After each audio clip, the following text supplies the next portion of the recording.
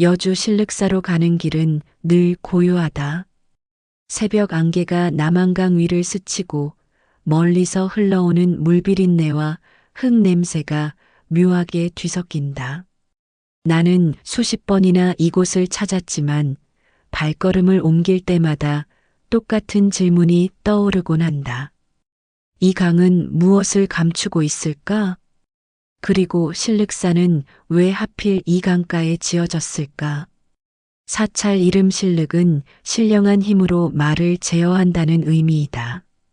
당신의 마음에 잔잔한 울림이 남았다면 신륵사의 더 깊은 이야기도 준비되어 있습니다. 구독과 좋아요로 여정을 이어가세요. 이름에서부터 이미 범상치 않은 기운이 스며 있다. 사람들은 오래전부터 신륵사를 영혼이 머무는 곳, 강과 저승이 맞닿는 문이라 부르곤 했다. 하지만 정작 그 말의 실체를 정확히 아는 이는 드물다. 수많은 절이 산에 지어진 것과 달리 유독 신륵사만은 남한강 절벽 위에 깃들어 있다. 이 사실은 오래전부터 내려오는 전설의 첫 실마리였는지도 모른다.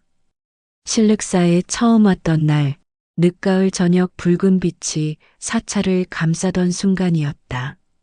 보제존 자석탑의 그림자가 길게 드리워질 때 강 위에서 기묘한 움직임이 보였다.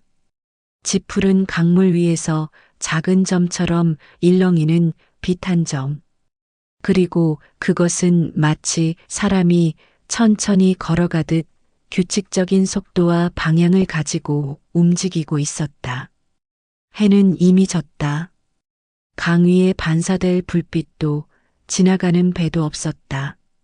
나는 숨을 들이쉰 채 그 빛을 응시했다.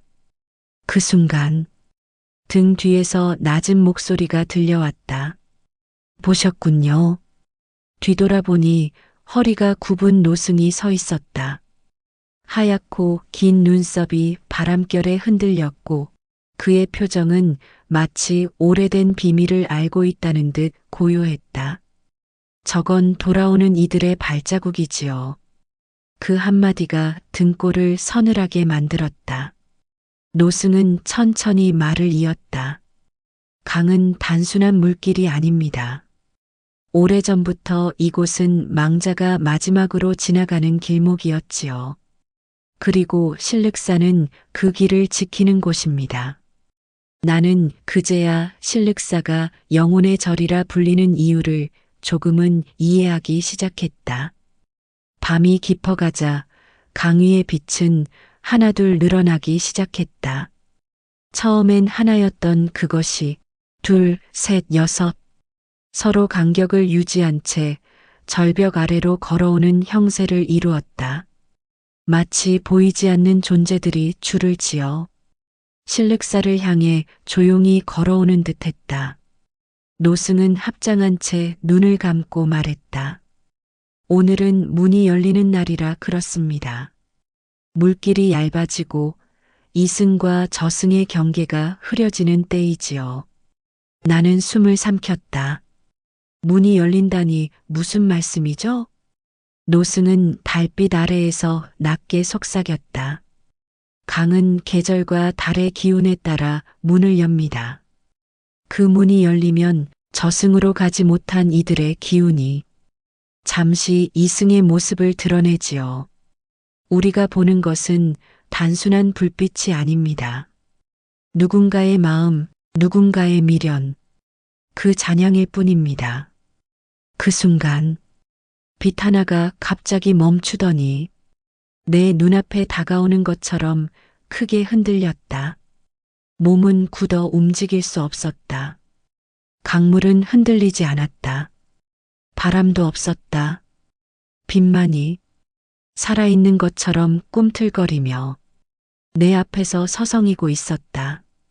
그리고 순간적으로 꺼지듯 사라졌다. 노승이 일렁이는 강을 바라보며 낮게 말했다. 저들은 생전에 발걸음을 돌리지 못했던 이들입니다.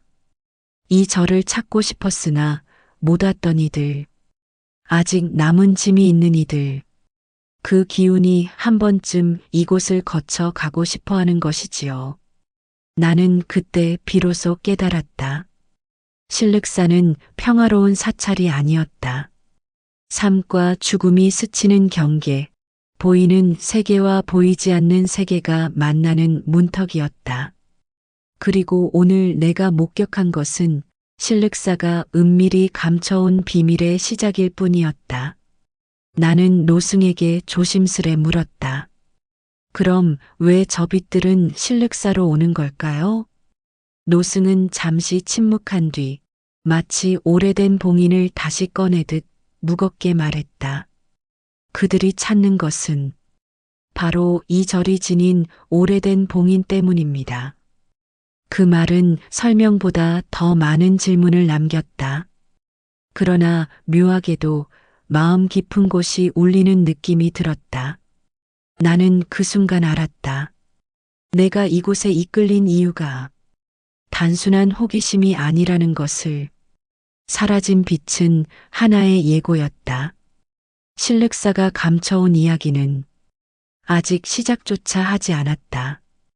강가에 떠오른 빛은 이제 막 첫 장이 펼쳐진 오래된 비밀의 신호였다. 실륵사의 새벽은 유난히 고요하다. 북적이던 사찰도 해설을 내려놓은 이야기꾼들도 모두 잠든 시간, 오직 강물만이 잔잔하게 숨을 들이쉰다. 그런데 이 시간에만 들을 수 있는 소리가 있다. 강 위에서 울려오는 둥둥하는 낮고 깊은 울림. 범종도 아니고 목탁도 아닌데 어딘가 절의 울림을 닮은 신비한 공명. 실륵사 스님들은 오래전부터 이 소리를 흑운의 울림이라 불러왔다. 왜 하필 흑운인지 그 비밀은 700여 년 전으로 거슬러 올라간다. 실륵사가 강월사로 자리 잡기 전 강에는 설명할 수 없는 기운이 자주 감돌았다. 어느 새벽 강가를 청소하던 늙은 스님은 강물 위를 천천히 걸어오는 한 사내를 목격한다. 그의 발 아래로 물결이 갈라지고 하늘에서는 검은 구름 한 조각이 사내를 뒤따라 움직였다. 사내는 말없이 스님에게 글씨가 지워진 나무패 한 조각을 건네고 다시 강 속으로 천천히 사라졌다. 그를 따라오던 검은 구름도 찢어지듯 사라졌다. 스님들은 그날을 기점으로 이 현상을 흑운의 조짐이라 불렀다. 실륵사 장서각 안쪽에 봉인된 금고에는 대대로 전해지는 금서, 흑운록이 있다. 그 기록에는 이렇게 적혀 있다. 강은 한 줄기의 물이라 하나. 그 아래에는 갇힌 홀령의 길이 흐르나니 강이 어두울 때 길은 요동하며 이때 올라오는 이는 바람과 구름을 데리고 밝음을 찾으려 한다. 스님들은 이것을 단순한 시가 아닌 강에 존재하는 보이지 않는 어둠의 길의 기록이라 여겼다. 강이 흐린 날 안개가 오를 때 그 길이 열리고 그 길을 따라 업의 그림자가 올라온다고 믿었다. 예로부터 실륵사에 온 이들 중 일부는 강 위에 검은 사람 형체가 떠 있는 모습을 보았다고 전했다. 어떤 이는 흐릿한 발걸음 소리까지 들었다 했고 또 어떤 이는 그림자가 강 속으로 빨려 들어가는 것을 봤다고 했다. 목격자들의 공통점은 한 가지였다. 그날은 유난히 강이 무겁고 어두웠다. 강 자체가 무언가를 품고 숨을 죽인 듯한 위압감. 스님들은 이를 흑운의 징조라 판단해 강 안개까지도 세심히 관찰했다고 한다. 실륵사 대표 상징인 보제존 자석 종부도탑. 그러나 알려지지 않은 비밀이 있다. 스님들은 이 탑 아래에 오래된 석실의 돌문이 있음을 알고 있었다. 이 돌문은 단 한 번 300여 년 전 열렸는데 그 안에서 검은 비단에 쌓인 작은 불상이 나왔다. 그 불상은 기괴했다. 얼굴에 반쪽이 닳아 사라져 있었던 것. 누군가 깎아낸 듯 비정상적인 모습. 스님들은 즉시 다시 봉인했고 다시는 열지 않겠다는 서약을 남겼다. 그 불상은 바로 강 위를 걸어오던 흑운의 사내와 연결된 물건이라고 믿었기 때문이다. 또 하나의 오래된 소문이 있다. 하늘이 어둑하게 내려앉은 날, 특히 구름이 낮게 깔린 저녁이면 옛 다리 위에 승려 한 명이 서 있다는 이야기. 그 승려는 말을 하지 않는다. 뒤돌아보지도 않는다. 그저 손을 앞으로 내밀고 강을 내려다본다. 누군가 가까이 다가가면 몸이 안개처럼 사라진다고 한다. 실륵사 스님들은 그 존재를 옛 기록 속 흑운의 사내의 잔영이라 믿었다. 강에서 올라온 존재가 다시 내려가지 못해 세월을 떠도는 그림자라는 것이다. 실륵사의 스승들은 흑운의 본질을 이렇게 설명했다. 흑운은 재앙의 구름이 아니다. 흑운은 깨달음을 얻기 전 반드시 지나야 하는 마음의 그늘이다. 강 위의 그림자, 얼굴이 반쪽 사라진 불상, 다리 위에 몽환적 승려. 그 모든 형상은 사람 마음속 깊이 잠들어 있는 어바진 미련의 그림자를 상징한다는 것이다. 강에서 검은 그림자를 본 사람은 자신의 마음속 어둠을 마주할 때가 왔다는 의미일 수 있다. 그러나 스님들은 덧붙여 말한다. 마음을 지닌 자만 그림자를 본다. 마음이 비워진 자는 아무것도 보지 않는다. 그래서일까? 실륵사에 오래 머문 스님들일수록 흑운을 본 적이 거의 없었다고 한다. 그들은 이미 마음속 그림자를 내려놓았기 때문이다. 실륵사 강가에 오래 머물다 보면 한 번쯤은 이해할 수 없는 소리를 듣게 된다. 물결이 잔잔한데도 누군가 강바닥 아래를 걸어다니는 듯한 둔탁한 발걸음 소리. 둠둠둠. 처음에는 물고기가 움직이는 소리거나 바람이 만드는 착각이라 여겼다. 하지만 소리는 일정한 리듬을 가지고 있었다. 그것도 사람의 걸음과 같은 리듬이다. 이 현상은 몇 세기 전 실륵사 스님들이 흑울록을 기록하게 된 실제 계기가 되었다. 강을 따라 일정한 길이 존재한다는 사실, 그리고 그 길이 생자가 아닌 이들의 길이라는 깨달음. 실륵사는 그 길을 망자길이라고 불렀다. 흑울록에는 남한강 아래에 세 갈래의 길이 흐르고 있다고 기록되어 있다. 첫 번째 길은 웃는 혼의 길. 생전의 원을 크게 이루고 떠난 이들이 걷는 길로 강이 맑고 달빛이 밝을 때 나타난다. 두 번째 길은 우는 혼의 길. 이 길이 열리면 강이 탁해지고 강물은 이유 없이 무겁게 가라앉는다. 이때는 안개가 바람 없이 피어오르며 강 전체가 숨을 멈춘 듯 고요해진다. 그리고 마지막 길. 스님들은 기록조차 꺼렸던 길. 흑운의 사내가 걸어왔다는 길. 이 길은 달이 사라진 밤, 바람도 없이 밀려오는 어둠 속에서만 드러난다. 흘러야 할 물이 마치 거대한 손에 잡힌 듯 멈추고 물결 위로 보이지 않는 문이 열리는 순간 그 길을 따라 올라오는 존재는 살아있는 자도 다 죽은 자도 아닌 업의 장광이라 불리는 그림자. 이 그림자는 자신의 이름이 사라진 자, 죽었지만 아직 떠나지 못한 자, 미련과 죄가 남아 묶인 자의 기운이었다. 조선 후기 실륵사에서 머물던 선비들이 남긴 기록이 지금도 전해진다. 그들은 망자길을 실제로 보았다고 적었다. 한 선비는 이렇게 기록했다.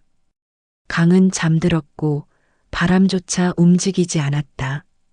그리고 물 위로 사람 넷이 줄을 지어 걸어오고 있었다. 물결은 흔들리지 않았고 그들의 발자국은 소리를 내지 않았다. 또 다른 기록에서는 이렇게 말한다. 강 위에 걸어오는 자들의 얼굴은 모두 흐릿하였다. 그 중 하나가 돌연 나를 향해 고개를 들었고 그 순간 강 전체가 한숨을 쉬었다. 이 목격담을 남긴 선비들은 하나같이 같은 말을 남겼다. 그날 이후 악몽을 꾼 듯 기억이 희미해졌다. 스님들은 이를 두고 망자 길을 보았다는 증거라고 판단했다. 왜냐하면 망자 길은 마음에 남은 어둠과 가장 민감하게 반응했기 때문이다. 선비들은 깊은 회한과 두려움을 품고 있었고 그 감정이 길을 보게 만들었다. 신륵사가 산이 아닌 강에 지어진 이유에 대해 여러 설이 있었다. 풍수 때문이라는 이도 있었고 강월사의 이름 때문이라는 이도 있었다. 그러나 장서각 깊은 곳에 적힌 진짜 이유는 단 하나였다. 망자 길이 흐르는 곳을 지켜야 산자의 길이 어두워지지 않는다. 다시 말해 강 아래 길을 따라 올라오는 홀령과 업의 그림자를 절이 봉인하고 인도하고 막아야 했던 것이다. 그래서 신륵사는 강을 내려다보는 절벽에 지어졌고 보제존 자석종은 세 갈래 길 중 가장 위험한 업의 길을 누르듯 그 위에 세워졌다. 스님들은 속삭이듯 말하곤 했다. 강은 흘러가는 것이 아니라 강은 기억을 품고 지나간다. 그리고 그 기억을 사찰이 지키고 있었다. 이 이해할 수 없는 울림, 새벽마다 강에서 들려오는 둥둥 소리. 그것은 단순한 물소리가 아니라 강 아래 길을 따라 걷는 이들의 발자국 소리였던 것이다. 그리고 나는 그때부터 깨달았다. 신륵사가 숨겨온 이야기는 단순한 전설이 아닌 보이지 않는 세계와 이 세계의 균형을 지탱하는 억겁의 서사라는 것을, 강물의 기운이 숨긴 자리, 흐르는 탑의 시작. 여주 신륵사 경내를 거닐다 보면 누군가가 의도적으로 감춰둔 듯 강물의 기운이 비정상적으로 깊게 가라앉는 자리가 있다. 잔잔해야 할 바람은 그곳을 스치며 갑자기 결이 바뀌고 고요했던 물결은 의미 없는 파문을 뿜어낸다. 스님들은 오래전부터 이곳을 물길이 뒤집히는 자리라 부르며 쉽게 접근하지 않는다. 마을 사람들 또한 이유는 모르지만 이 지점만큼은 유독 피한다. 이 특이한 자리에는 신륵사에서 가장 오래되고 가장 드러내기 꺼리는 비밀, 바로 흐르는 탑 또는 물속 3층 석탑의 전설이 깃들어 있다. 조선 초 어느 날 신륵사 중심을 이루던 3층 석탑이 흔적도 없이 사라졌다. 스님들이 잠든 사이 누군가 밀어낸 것처럼 탑이 강 쪽으로 흘러간 것이다. 도둑이 옮겼다고 보기엔 탑의 무게가 비상식적이고 강물이 범람한 흔적도 없었다. 그러나 진짜 이상한 것은 따로 있었다. 탑이 있던 자리에 아지랑이 같은 기운이 피어오르고 눈을 가늘게 뜨면 보이지 않는 탑이 그대로 서 있는 것 같은 그림자가 남아 있었다. 기록에는 이렇게 적힌 구절이 있다. 형상은 사라졌으나 탑의 영혼은 떠나지 않았다. 이 사건은 이후 흐르는 탑의 실종으로 불리며 금기처럼 조용히 이어졌다. 물속에서 울린 염송, 그리고 왕실까지 움직인 비밀. 몇 해가 지나가던 어느 여름밤, 한 젊은 행자가 강에서 물을 깃다가 이상한 소리를 들었다. 잔잔해야 할 강물 아래에서 불경을 읊조리는 낮은 목소리와 목탁 소리가 올라오는 것이었다. 처음엔 마을의 소리가 반사된 줄 알았다. 그러나 귀를 더 기울이자 그 소리는 분명 신륵사 스님들이 쓰는 독특한 염송이었다. 스님 강물이 기도하고 있습니다. 스님들은 곧장 총출동했다. 강가에서 귀를 대보니 정말로 강바닥 아래 깊은 곳에서 염송과 목탁 소리가 울렸다. 스님들은 탐침을 강바닥에 넣어 보았다. 그러나 일정 깊이까지는 들어가다가 그 아래로는 딱딱한 돌의 장벽에 막혔다. 마치 물 아래에 거대한 탑이 그대로 잠겨 있는 듯한 느낌이었다. 이 사건은 결국 왕실까지 보고되었다. 신륵사는 원래 왕실의 원찰이었기에 세종은 이 현상이 나라의 기륭과 관련된 것은 아닌지 주목했다. 당시 전해지는 비밀 기록에는 세종의 명령이 이렇게 적혀 있다. 물을 거슬러 건지려 하지 말라. 그 흐름은 하늘이 정한 것이니 그대로 두어라. 물이 품은 탑은 나라를 지키는 숨은 기둥이 될 것이다. 이후 탑에 대한 왕실 보고는 봉인되었고 전설은 오직 스님들 사이의 비밀로만 이어졌다. 다시 나타난 빛의 탑, 그리고 세 가지 신비한 해석. 어느 장마철 남한강 수위가 위험할 만큼 오르던 날이었다. 밤하늘을 가르는 번개와 함께 강물 한복판에서 은빛 기둥 같은 빛이 솟구쳤다. 폭우 속에서 강가로 달려간 스님들은 모두 경악했다. 거센 물결 위에 3층 석탑의 윤곽이 물기둥처럼 떠 있다고 보였던 것이다. 물결은 탑의 형상을 따라 흐르고 탑은 마치 물로 만들어진 유령처럼 부유해 있었다. 탑은 사라진 것이 아닙니다. 강과 함께 자리를 바꾸었을 뿐이지요. 그러나 그 빛은 오래가지 않았다. 잠시 후 빛탑은 물속으로 천천히 스며들며 사라졌다. 이 사건 이후 스님들과 주민들은 다양한 해석을 전했다. 탑이 사라진 시기는 전란, 역병, 민심의 혼란이 전국에 번지던 시기였다. 스님들은 말한다. 탑이 위기를 감지하고 스스로 강 속으로 피신했다는 것이다. 남한강에는 오래전부터 지하수맥과 용신이 존재한다는 전설이 있다. 탑은 물바람 생명력을 조화시키는 상징인데 용신과 균형을 맞추기 위해 탑이 강으로 스스로 옮겨갔다고 한다. 세상이 큰 격변을 겪을 때 이 탑은 다시 물 위로 떠오를 것이다. 즉, 탑은 사라진 게 아니라 자리를 옮긴 채 언젠가 다시 나타날 순간을 기다리고 있다는 전설이다. 지금도 살아있는 금기와 밝혀지지 않은 진실. 탑은 사라진 지 수백 년이 지났지만 신륵사에는 지금도 세 가지 금기가 남아있다. 특히 새벽과 해질 무렵 탑이 잠겼다는 지점을 오래 바라보면 물결이 거꾸로 흐르는 모습이 보인다고 한다. 때때로 여기 있다 하는 소리가 물과 물 사이에서 울린다. 스님들은 그것을 탑의 잔향이라 믿으며 답하면 안 된다고 말한다. 그 지점의 강바닥은 바닥이 없는 구렁텅이처럼 느껴진다. 사람들은 그곳을 강물의 구멍이라고 부른다.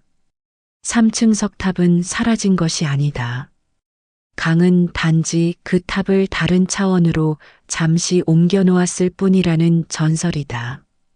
언젠가 나라가 혼란해지고 민심이 크게 흔들리는 순간이 오면 물속의 탑은 다시 떠올라 빛의 기둥으로 모습을 드러낼 것이라 한다.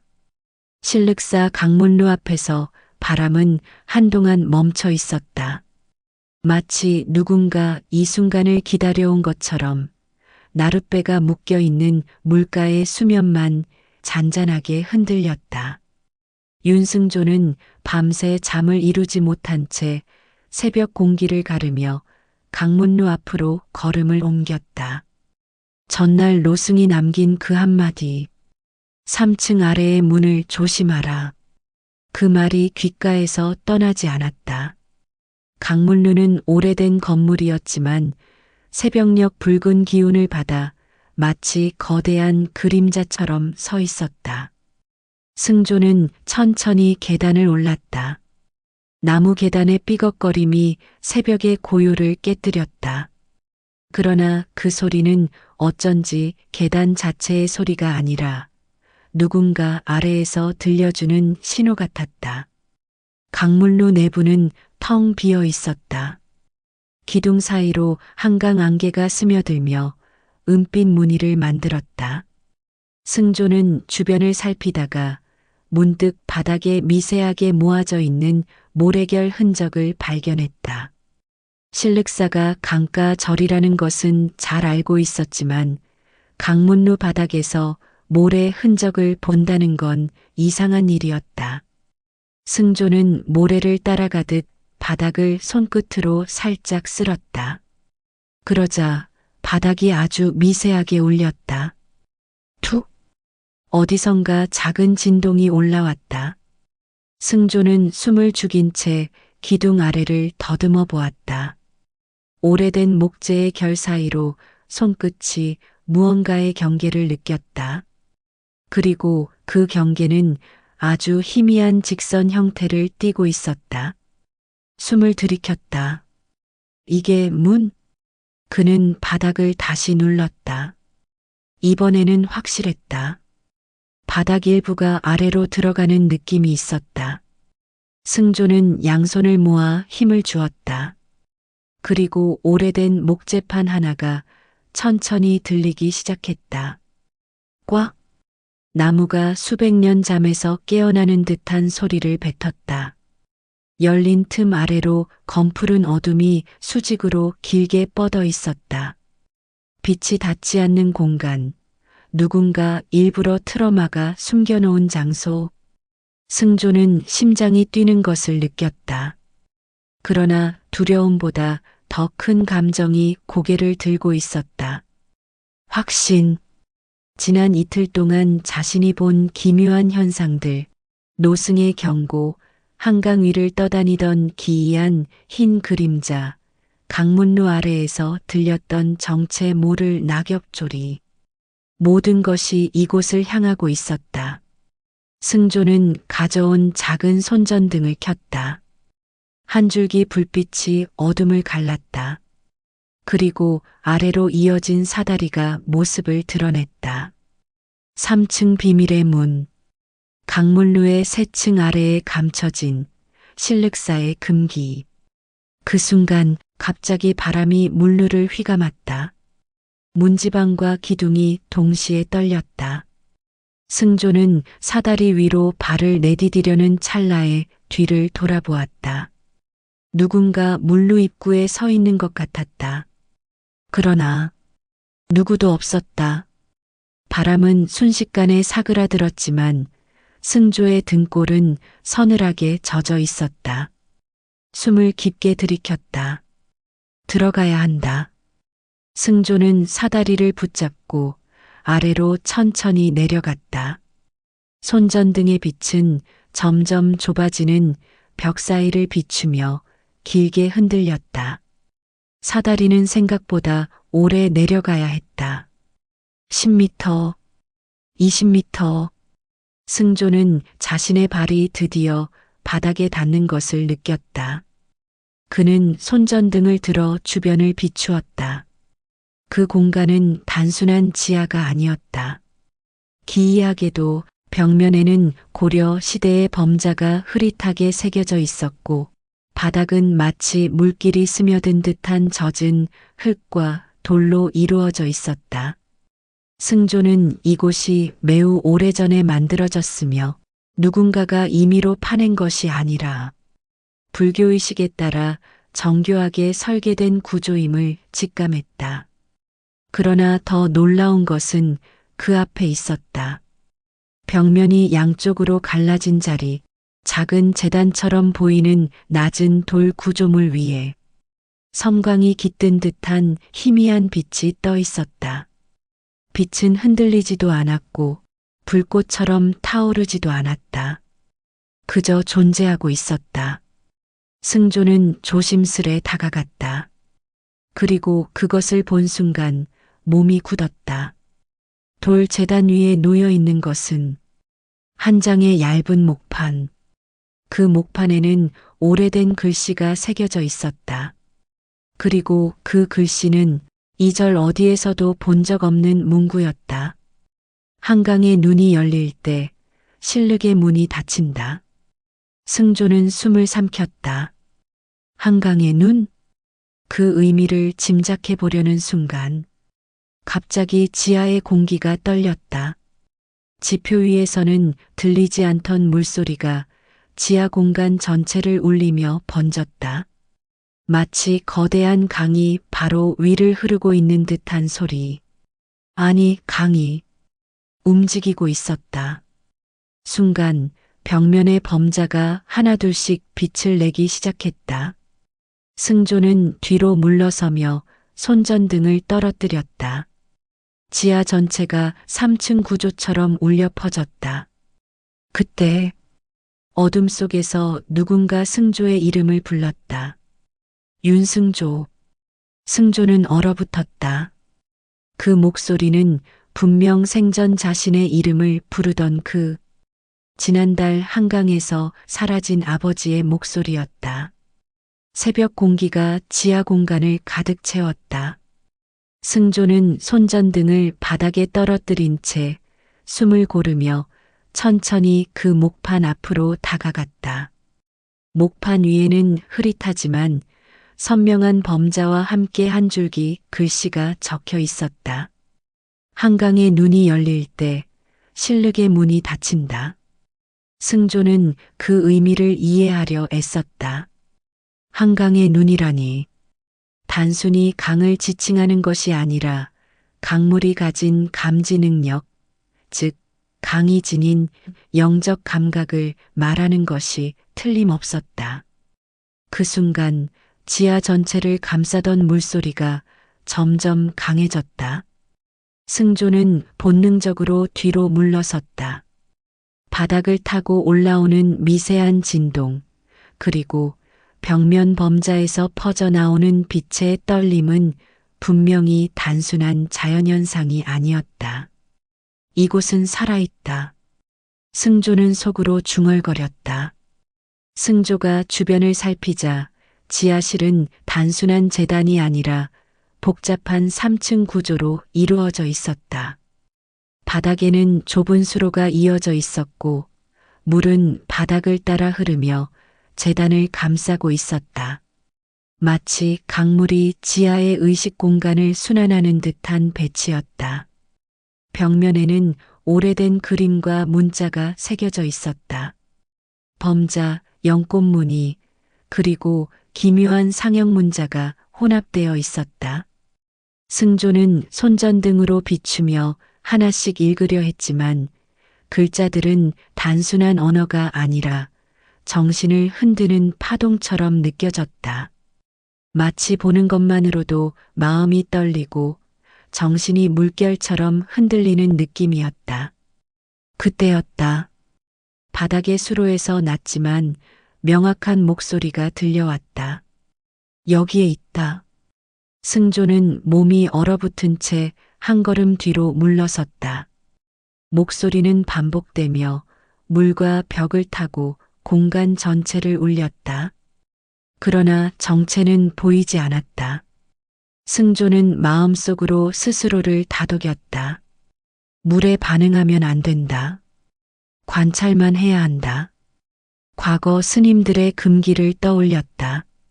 지하에 감춰진 목판과 탑, 그리고 강과 연결된 의식 공간은 응답을 유도하면 안 되는 신성한 영역이었다. 승조는 심호흡을 하고 목판을 다시 바라보았다. 빛이 묘하게 목판 위에서 일렁이며 글자를 강조하는 것 같았다. 그 순간 글자 하나가 명확히 보였다. 보존하라 흐르는 탑과 한강의 기운을. 세상은 아직 준비되지 않았다. 승조는 목판의 의미를 이해했다. 3층 석탑이 강으로 흘러간 이유, 그리고 지하에 숨겨진 공간의 존재 이유가 모두 연결되었다. 승조가 한 걸음 뒤로 물러서자 지하 공간의 물결이 갑자기 잦아들었다. 손전등 빛이 흔들리며 공간이 확장되는 듯한 착시를 일으켰다. 그는 순간 지난 세기 동안 이 공간을 지나간 스님들의 기운, 탑과 강이 교감한 흔적, 강물 위의 영혼의 그림자를 보는 듯했다.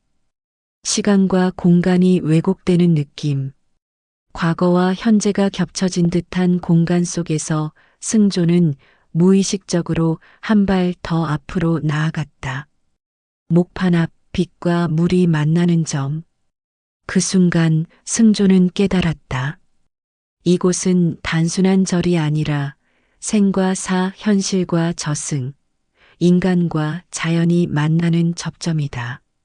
승조의 눈앞에서 바닥수로의 물결이 살짝 위로 솟으며 희미한 탑의 윤곽을 만들었다.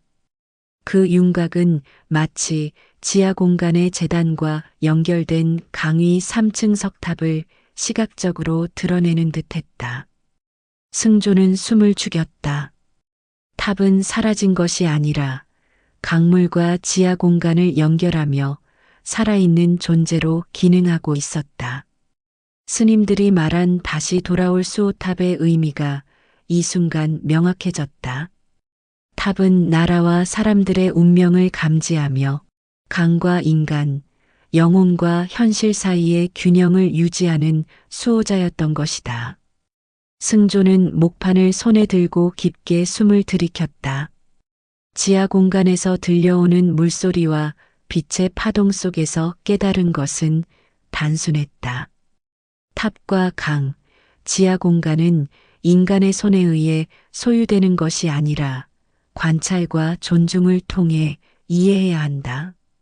이 순간 승조는 자신이 본 모든 현상, 노승의 경고, 강위의 빛, 흑운의 그림자, 그리고 흐르는 3층 석탑까지 하나로 연결된 실륵사의 비밀임을 깨달았다.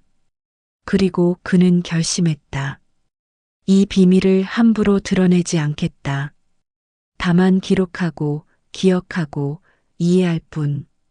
승조는 목판을 제자리에 조심히 놓았다. 지하 공간은 다시 잠잠해졌고 강물의 흐름은 마치 아무 일도 없었던 듯 잔잔해졌다. 그러나 그의 마음 속에는 한강과 실륵사 그리고 3층 석탑이 여전히 살아 숨쉬고 있다는 확신이 깊게 자리 잡았다. 승조는 지하 공간에서 목판을 다시 제자리에 놓고 올라오면서도 마음이 쉽게 가라앉지 않았다. 강물 위로 새벽 안개가 은은하게 피어오르고 있었지만 그는 단순히 자연의 풍경을 보는 것이 아니라 강이 전하는 미묘한 기운을 느끼고 있었다. 탑이 물속으로 사라진 이유, 지하 공간이 만들어진 목적, 강 위에서 떠다니던 빛의 의미, 그리고 흑운의 울림까지 모든 것이 하나로 연결되어 있었다. 세상 사람들이 보는 평범한 실륵사가 아니라 인간의 손이 닿지 않는 영역, 생과 사, 현실과 저승이 스치듯 만나는 공간이라는 것을 그는 깨달았다. 그러나 깨달음과 동시에 인간의 호기심이 얼마나 큰 재앙으로 이어질 수 있는지도 느꼈다. 실륵사가 숨겨온 비밀은 단순한 전설이 아니라 강과 탑, 그리고 지하 공간이 얽혀 만들어낸 살아있는 의식이었다. 그날 이후 승조는 사찰 주변을 걸을 때마다 강물의 흐름과 안개, 빛과 그림자 하나하나에 집중했다. 낮에는 강이 평온하게 흐르지만 해질녘 이면 갑자기 물결이 거칠어지고 안개가 불규칙하게 밀려오며 강 위에 이전에는 본 적 없는 희미한 윤곽이 나타났다. 승조는 그것을 탑의 잔향이라고 느꼈다. 3층 석탑은 사라진 것이 아니라 강과 지하 공간, 그리고 하늘의 기운과 연결되어 잠시 모습을 숨기고 있는 것일 뿐이었다. 그리고 특정 시기, 강과 탑, 인간과 세상이 조화를 이루는 순간에 다시 모습을 드러낼 것이라는 스님들의 경고가 떠올랐다. 승조는 매일 강가를 거닐며 물속에서 들려오는 낮은 염송 소리에도 귀를 기울였다. 그것은 과거 스님들이 남긴 의식의 흔적이었다. 물결이 잔잔할 때면 마치 조용한 명상처럼 느껴졌고, 강물이 거칠 때면 영혼들의 울림처럼 느껴졌다. 그는 물에 손을 담그지 않고 들려오는 소리를 그대로 받아들였다. 응답하지 않는 것이 금기였지만 그것을 관찰하고 기록하는 것만으로도 신륵사와 강, 탑의 교감에 참여하는 것이었다. 한 달쯤 지나 승조는 한밤중 강가에 홀로 서 있었다. 달빛이 남한강 위를 스치며 은빛길을 만들었고 강물의 흐름은 낮보다 훨씬 섬세하게 요동쳤다. 그는 기억 속의 흑운을 떠올렸다. 과거 검은 구름과 사내의 발자국처럼 그날 밤 강 위에는 작은 빛들이 나타나 하나둘 이동하고 있었다. 빛은 무언가를 찾는 듯했고 간혹 강물 속으로 사라졌다가 다시 모습을 드러냈다. 승조는 그 빛들을 따라가며 눈앞에 보이지 않는 세계와 현실 세계 사이의 경계를 뚜렷하게 느꼈다. 강물이 단순한 물줄기가 아니라 생과 사, 업과 선, 인간과 자연을 이어주는 살아있는 흐름이라는 사실이 점점 분명해졌다. 이윽고 그는 강가에서 물속 3층 석탑의 윤곽이 흐릿하게 떠오르는 장면을 보았다. 장마철 수위가 높아지며 물결 위에 은백색의 빛이 탑의 형태를 형상화하고 있었다. 빛은 오래가지 않았지만 승조는 확신했다. 탑은 사라진 것이 아니라 강물 속에서 기다리고 있으며 나라와 사람들의 운명이 흔들릴 때 다시 모습을 드러낼 것이라는 스님들의 전언이 현실이 될 수 있다는 것을. 그는 물가에 오래 서서 강물과 탑, 그리고 지하 공간의 관계를 관찰하며 신륵사의 모든 금기와 전설이 단순한 미신이 아님을 느꼈다. 그날 밤 승조는 지하 공간과 강가에서 경험한 모든 것을 마음속에 기록하며 스스로 결심했다. 신륵사의 비밀은 단순히 세상에 드러내거나 이야기로 풀어낼 대상이 아니었다. 그것은 관찰하고 이해하며 스스로 경외심을 가지고 대해야 하는 신성한 영역이었다. 3층 석탑과 지하 공간, 강물과 흑운, 빛과 영혼의 모든 현상은 인간이 완전히 이해할 수 없지만 존중하며 기억하는 것만으로 충분했다. 승조는 그날 이후 신륵사를 떠나지 않고 강가와 지하 공간, 그리고 3층 석탑의 미스터리를 마음속 깊이 간직하며 스스로의 길을 조용히 걸었다. 세월이 흐르며 사람들은 여전히 신륵사와 강을 방문하고 탑의 잔향과 지하 공간의 흔적은 일부 스님들만이 기억했다. 그러나 승조는 알고 있었다. 그 모든 신비로운 현상은 단순한 전설이 아니라 인간과 자연, 현실과 영혼, 과거와 현재를 이어주는 살아있는 연결고리이며 신륵사가 그 수호자로서 지켜온 세상의 균형이라는 것을. 그는 밤마다 강 위의 희미한 빛과 흐르는 탑의 그림자를 바라보며 이 신비로운 절이 지닌 힘과 의미를 깊이 이해했다. 그것은 단순한 관찰이 아니라 인간이 감히 개입할 수 없는 영역에 대한 겸손과 존중의 경험이었다. 그리고 그는 마음속으로 다짐했다.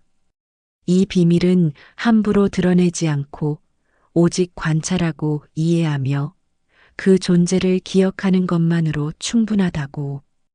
강물이 흐르고 탑이 잠시 숨고 빛이 떠오르는 한 실륵사는 세상과 보이지 않는 세계 사이에서 늘 살아 숨쉬며 인간이 감히 넘볼 수 없는 신비를 지켜낼 것이다. 승조는 천천히 강가를 떠나며 마지막으로 물결 위를 스쳤던 빛을 바라보았다. 그것은 단순한 빛이 아니었다. 삶과 죽음, 현실과 저승, 인간과 신의 경계가 서로 얽힌 살아있는 신호였다.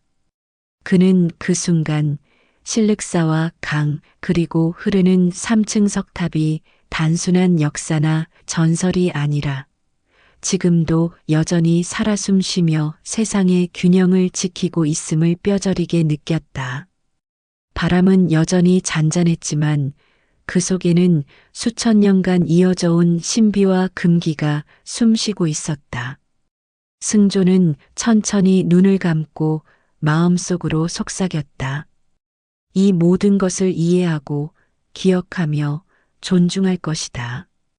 그리하여 그는 세상에 드러나지 않는 실륵사의 비밀과 강물 위의 탑을 조용히 지키는 존재로서 한 걸음 한 걸음 그 길을 걸었다. 승조는 어느 날 새벽 강가를 거닐다가 이전과는 다른 기운을 감지했다.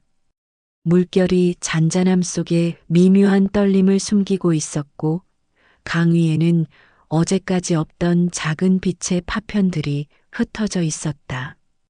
그 빛은 마치 수많은 영혼이 길을 잃고 떠도는 듯한 형태를 하고 있었고 그의 심장 속 깊은 곳에서부터 차가운 전율이 올라왔다. 그러나 그는 더 이상 두렵지 않았다. 오히려 그것이 실륵사와 강 그리고 지하 공간의 3층 석탑이 자신에게 보내는 신호임을 직감했다. 삶과 죽음, 현실과 영혼, 인간과 자연이 교차하는 그 순간에 서 있는 자신을 그는 완전히 받아들였다. 그 빛들이 하나둘 강 위로 모이더니 점차 선명한 윤곽을 이루며 과거 스님들이 기록한 3층 석탑의 형체를 따라 움직였다. 그것은 단순한 형체가 아니라 살아있는 의식처럼 느껴졌다. 강과 탑, 지하 공간, 흑운과 염송, 빛과 그림자 모든 요소가 서로 얽혀 하나의 살아있는 구조를 이루고 있었고 성조는 그 속에서 인간의 한계를 넘어서는 깊은 깨달음을 얻었다. 그는 이제 알았다. 실륵사는 단순한 사찰이 아니라 세상의 균형을 지키는 거대한 존재이며 강과 탑, 지하 공간이 합쳐져 생과 사를 연결하는 신성한 통로라는 것을. 시간이 흐르면서 강 위의 빛은 점차 줄어들었고 새벽 안개 속으로 스며들며 사라졌다. 그러나 승조의 마음 속에는 그 빛의 형태와 강의 흐름, 지하 공간의 목판과 염송 소리가 생생하게 남아 있었다. 그는 스스로를 돌아보며 깨달았다. 인간은 보이는 것만으로 세상을 이해한다고 착각하지만 보이지 않는 기운과 역사, 영혼의 흔적을 이해해야 비로소 진정한 세상의 일부가 될 수 있다는 것을. 강 위를 떠도는 빛과 3층 석탑의 움직임, 지하 공간의 목판, 흑운의 울림은 모두 인간이 감히 조종할 수 없는 신성한 영역임을 받아들여야 한다는 사실을. 그날 이후 승조는 실륵사를 방문하는 사람들에게도 경계심을 갖게 했다. 그는 누구에게도 직접적으로 비밀을 말하지 않았다. 다만 관찰하고 기록하며 조심스럽게 경험을 전달했다. 강가에서 빛을 본 사람들, 탑의 윤곽을 감지한 사람들, 지하 공간에서 느낀 기운에 놀란 사람들에게 그는 단순히 이렇게 말했다. 관찰하고 존중하라. 응답하거나 건드리려 하지 말라. 세상의 균형은 당신의 손에 달리지 않았다. 그러던 어느 날 장마가 격하게 몰아친 밤이었다.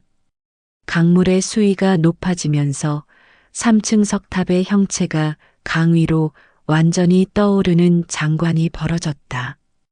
은백색 빛으로 반짝이는 탑은 마치 강과 지하 공간, 하늘과 인간 세계를 연결하는 다리처럼 보였다. 승조는 숨을 죽이고 바라보았다. 탑은 사라진 것이 아니었다.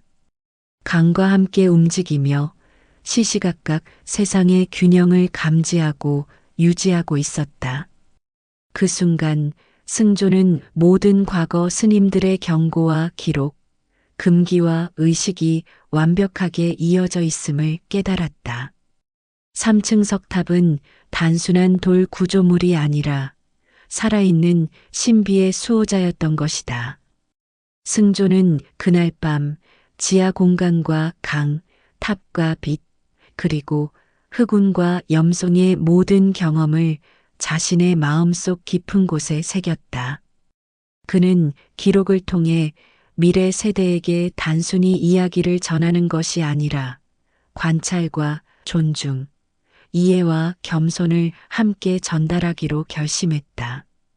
3층 석탑과 강, 지하 공간, 흑운과 빛은 인간의 호기심에 의해 함부로 건드릴 수 없는 영역이었고 그것을 존중하는 자만이 신륵사가 가진 진정한 의미를 이해할 수 있었다. 세월이 흘러 신륵사에는 여전히 사람들의 발길이 이어졌다. 관광객과 여행자, 역사와 불교를 공부하는 학자들이 찾았지만 탑의 비밀과 지하 공간의 존재를 경험한 이는 극히 드물었다. 그러나 승조는 알았다. 신륵사와 강 흐르는 3층 석탑, 흑운과 빛, 지하 공간과 목판이 여전히 살아있으며 인간이 쉽게 이해할 수 없는 방식으로 세상의 균형을 지키고 있다는 사실을 그는 이제 두려움이 아닌 경외심과 존중의 마음으로 강가와 사찰을 걸었다. 밤이 깊어가고 남한강 위로 안개가 잔잔히 내려앉았다.